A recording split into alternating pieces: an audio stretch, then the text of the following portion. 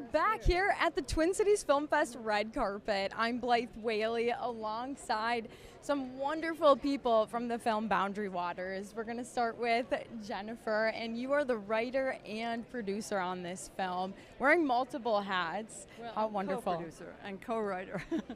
I share my hats. Yeah. Well, that's always helpful, isn't it?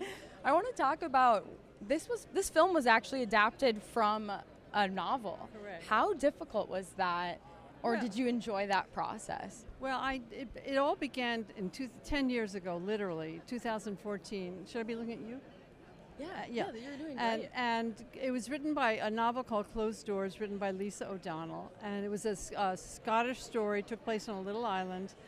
And initially, I optioned it because I've done film and I've been in theater producing for a long time. And when I saw the novel, or when I read the novel, I saw it as a movie, and I optioned it. And at the time, it's been a very long journey to today.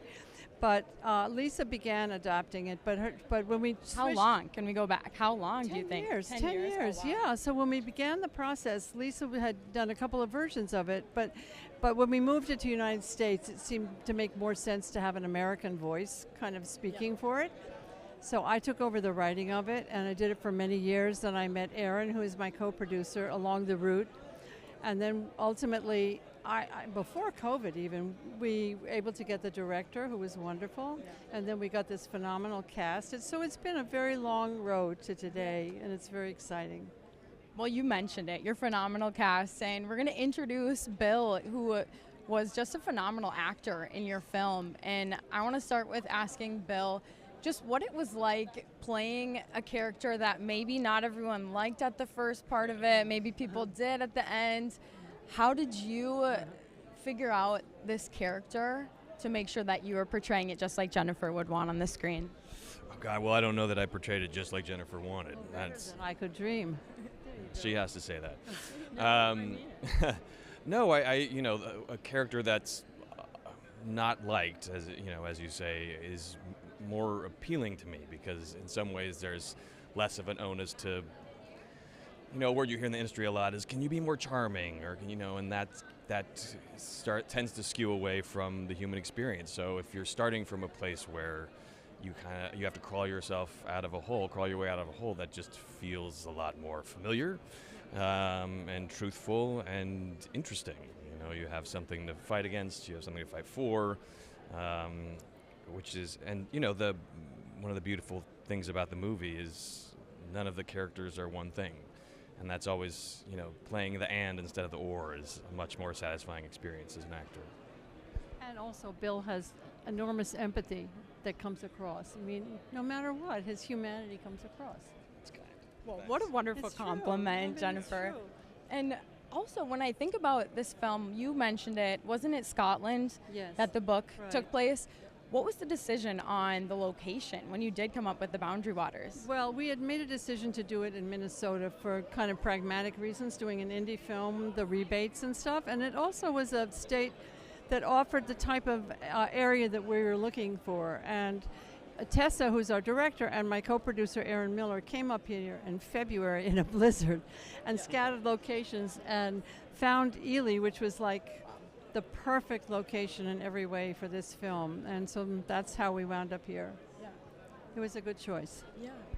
And I want to ask what it was like having Bill as your father figure in this film. How fun was it on set between you two?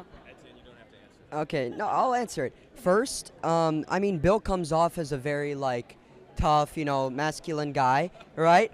But, I was nervous at first to meet everybody because we were over Zoom and we read the script. But, Technology's amazing. yeah. Isn't it? But, and Ely, I've never been in Minnesota beside this. And it was really fun to work with everybody. And I really felt like a connection with him too, because I'd say we all look alike, like me, him, and Allison, but he really felt like my dad, and he's like, yeah, I'm there for you, but yeah, it was great. Well, great casting choice, of course. He brings it up, just saying how much they all look so similar. I mean, everybody would have to say the cast was phenomenal, but honestly, I think we just have genius casting, and we credit partially our casting directors who were wonderful, and then we really, really did a long search. I mean, Tessa, who's our director, Tessa doesn't, she's a perfectionist, let's put it that way, and she knew what she wanted. Yeah. And speak of good casting, Tessa, she showed me. I'm like, so this is actually we casted for this role and this role, and I'm like, okay, interesting. I wanna see how it goes. But almost at the end of the film, I'm like, I told her a lot. Like, you casted the right people. You know, you did the job.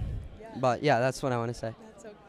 And when you think about the subject matter of this film, I know not everyone knows exactly what that is, but this is a heavy topic. Right. How challenging was that, making sure that you were going into it, like you said, with some of the empathy of some people have gone through this? Well, a very deliberate choice was made, more strongly by Tessa than myself initially, that wasn't going to have anything to do with the crime per se, but it's like the ramifications of it and how it affected the young boy growing up in this family. So it's all done from Michael's point of view, which is Etienne, and how it affects the husband, the wife, the grandmother, and then ultimately the community.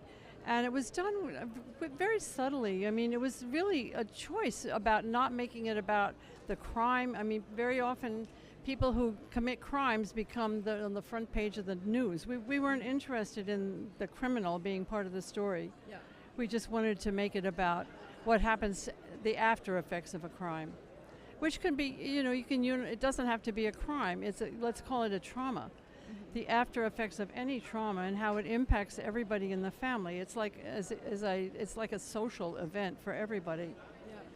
Yeah. And a lot of healing has to happen, and that's part of what we wanted to show as well.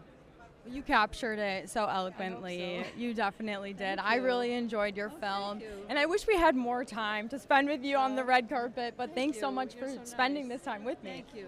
All of you. Thanks so much. Thanks.